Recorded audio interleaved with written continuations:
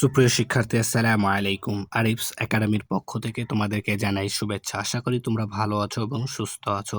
তো আজকে আমি তোমাদের গণিত বইয়ের পৃষ্ঠা নম্বর ৯৭ থেকে ৯৯, ঠিক আছে, নতুন অধ্যায় শুরু করতে যাচ্ছি। সেটা হচ্ছে কি আমাদের সাধারণ ভগ্নাংশ, ঠিক আছে। তো এটা আমরা আজকে করব। তো সাধারণ ভগ্নাংশের ৯৭ থেকে ৯৯ পৃষ্ঠায় যতগুলো কথা, বেসিক জিনিস আমাদের আলোচনা করা আছে, মূলত আজকের এই ভিডিওতেই আমরা সবগুলো শিখে যাব। ঠিক আছে, তাহলে চলো শুরু করি। তো প্রথমে আমাদেরকে সাধারণ ভগ্নাংশের বিভিন্ন অংশের নাম আছে, ঠিক আছে, দুইটা অংশ আছে, দুইটা অংশের নাম আছে, এই নামগুলো জানতে হবে। আমি আশা করি যে তোমরা এগুলো জানো, তার কারণ আমরা কিন্তু এই সাধারণ ভগ্নাংশ ক্লাস 3-তে করে এসছি, ঠিক আছে। তো ক্লাস 3-তে যদি তুমি ভালো মতো এটা বুঝতে নাও পারো, এখন আমি তোমাদেরকে যেভাবে বুঝাবো তোমরা সহজেই বুঝে যেতে পারবা, ঠিক আছে। একেবারে সহজ একটা অধ্যায় সাধারণ ভগ্নাংশ, ঠিক আছে, বিশেষ করে তোমাদের ক্লাস 4-এ, ঠিক আছে। তাহলে দেখো, তো এখানে আমাদেরকে প্রথম কথা হচ্ছে কি, ভগ্নাংশের বিভিন্ন অংশের নাম জানতে হবে, তাই না। এই যে দেখো, এখানে একটা নিচে আর উপরে দুইটা অঙ্ক আছে, এদের নাম কি, এই দুইটা জানলেই হবে। তো দেখো, প্রথম কথা হচ্ছে নিচে যে থাকবে, ঠিক আছে, যে নিচে থাকবে তার নাম হচ্ছে হর, ঠিক আছে, নিচে যে তার নাম হর, ঠিক আছে। এবং এই উপরে যে আছে তার নাম লব, ঠিক আছে, উপরে যে থাকবে তার নাম লব। তাহলে উপরে যে থাকবে তার নাম লব, নিচে যে থাকবে তার নাম হর। তাহলে এখানে উপরে আছে 2, ঠিক আছে, এই যে মিডিল বরাবর যে দাগটা আছে না, এটার উপরে দেখো আছে 2, তাই 2 হচ্ছে আমাদের লব, আর এইটার নিচে আছে 5, 5 হচ্ছে হর। তাহলে এখানে এই ভগ্নাংশ, এটা কিন্তু একটা আমাদের ভগ্নাংশ, ঠিক আছে। এই 5 ভাগের 2, এটা পড়ার নিয়ম কি, 5 যে নিচে থাকবে তার ভাগের উপরে যেটা থাকবে সেটা, তাহলে 5 ভাগের 2, 5 ভাগের 2, ঠিক আছে। তাহলে এখানে 5 ভাগের 2 এ 5 হচ্ছে হর, 2 হচ্ছে লব।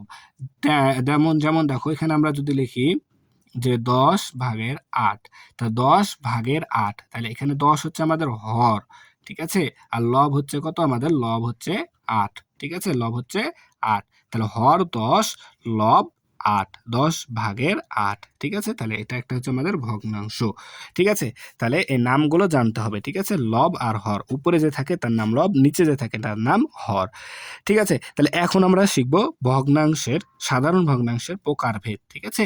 তো দেখো, সাধারণ ভগ্নাংশ মূলত 3 প্রকার, ঠিক আছে। সাধারণ ভগ্নাংশ 3 প্রকার।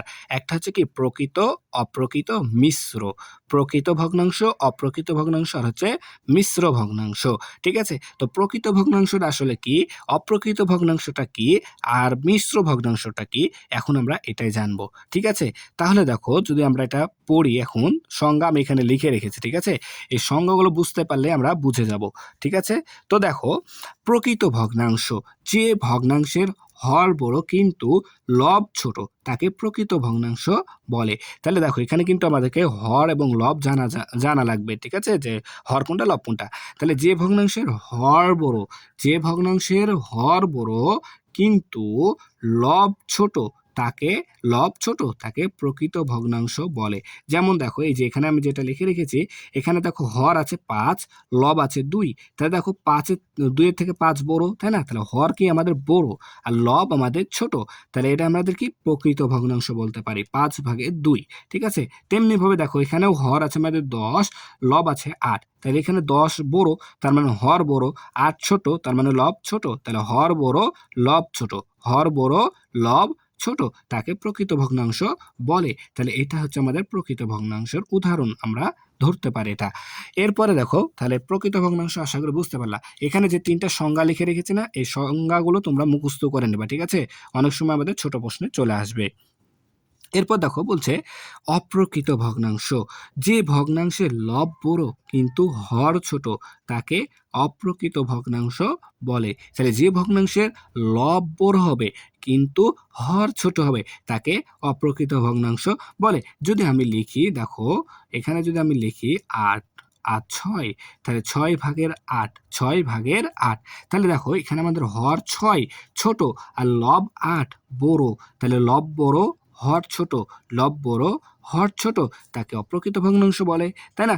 এমনভাবে আমি যদি আরও লিখি, দেখো 7/3, তাহলে হর 3 লব 7, তাহলে 3 থেকে 7 বড়, তাহলে কি এটাও আমাদের অপ্রকৃত ভগ্নাংশ, তাই না? এটাও আমাদের কি অপ্রকৃত ভগ্নাংশ, তাহলে লব বড় হর ছোট, ঠিক আছে? এটা হচ্ছে আমাদের কি অপ্রকৃত ভগ্নাংশ, ঠিক আছে?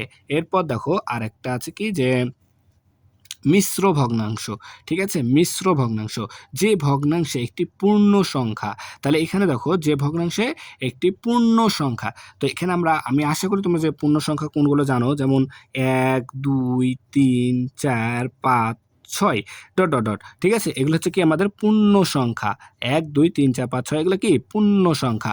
তো যে ভগ্নাংশে একটি পূর্ণ সংখ্যা ও একটি প্রকৃত ভগ্নাংশ থাকে, তাহলে একটা পূর্ণ সংখ্যা এবং একটি প্রকৃত ভগ্নাংশ, অর্থাৎ হর বড় লব ছোট, হর বড় লব ছোট প্রকৃত ভগ্নাংশ থাকে, তাকে মিশ্র ভগ্নাংশ বলে। তো এটা কেমনভাবে থাকবে দেখো, যদি আমি লিখি তাহলে একটা পূর্ণ সংখ্যা থাকবে, তাই না? এখানে 1 আমি একটা পূর্ণ সংখ্যা নিলাম, ঠিক আছে? আর একটা কি প্রকৃত ভগ্নাংশ, তাহলে আমি এখানে প্রকৃত ভগ্নাংশ ধরো 8 আর নিচে 10 লিখলাম, 10/8, ঠিক আছে? তাহলে এই যে এটা সম্পূর্ণটা একটা হচ্ছে কি আমাদের মিশ্র ভগ্নাংশ, এটা সম্পূর্ণটা একটা কি মিশ্র ভগ্নাংশ। তো এটা আমাদের পড়ার নিয়ম আছে, তাহলে এটা আমরা পড়বো কিভাবে দেখো, 1 পূর্ণ, ঠিক আছে? 1 পূর্ণ 10/8, 1 পূর্ণ 10/8, ঠিক আছে? আরও যদি লিখি দেখো 2, আচ্ছা তারপরে 6/2, তাহলে দেখো এখানে যে এটা পড়ার নিয়ম কি, তাহলে 2 পূর্ণ 6/2, 2 পূর্ণ 6/2, এখানে যদি 3 থাকতো তাহলে 3 পূর্ণ 6/2, 4 থাকলে 4 পূর্ণ 6/2, 5 থাকলে 5 পূর্ণ 6/2, যেটাই থাকুক সেটার পূর্ণ হবে, ঠিক আছে? 8 পূর্ণ যদি 8 থাকে তাহলে 8 পূর্ণ 6/2, ঠিক আছে? তো এইগুলো হচ্ছে আমাদের সম্পূর্ণটা একটা হচ্ছে কি মিশ্র ভগ্নাংশ, ঠিক আছে? এই ভগ্নাংশগুলো কিন্তু আমাদেরকে চিনতে হবে, প্রকৃত ভগ্নাংশ কোনটা, কোনটা অপ্রকৃত ভগ্নাংশ, কোনটা মিশ্র ভগ্নাংশ, এগুলো কিন্তু আমাদের চিনা লাগবে। যদি চিনতে পারি তাহলে খুব সহজে অঙ্ক করতে পারবো, ঠিক আছে? তাহলে আমাদেরকে এগুলো চিনা লাগবে। আচ্ছা, এখন আরেকবার বলে দিচ্ছি, এই যে সংজ্ঞাগুলো আছে এই উদাহরণ সহ এগুলা সবগুলো তোমরা মুখস্থ করে নিবা, ঠিক আছে? তাহলে এই যে 97 থেকে 99 পৃষ্ঠা পর্যন্ত তোমাদের এই কথাগুলোই আলোচনা করা আছে, ঠিক আছে? তো আমরা যদি এগুলো বুঝতে পারি আজকের এই ক্লাসে, তাহলে যতগুলো অঙ্ক আছে সামনে আমরা খুব সহজে সমাধান করতে পারবো, ঠিক আছে? তাহলে আশা করি তোমাদেরকে আমি বুঝাতে পেরেছি, ঠিক আছে? তাহলে আজকে এই পর্যন্তই। ভিডিওটি ভালো লাগলে অবশ্যই লাইক কমেন্ট শেয়ার করতে ভুলবে না, এবং পরবর্তী ভিডিও সবার আগে পেতে আমাদের চ্যানেলটি সাবস্ক্রাইব করে রাখো। আল্লাহ হাফেজ, আসসালামু আলাইকুম ওয়া রাহমাতুল্লাহ।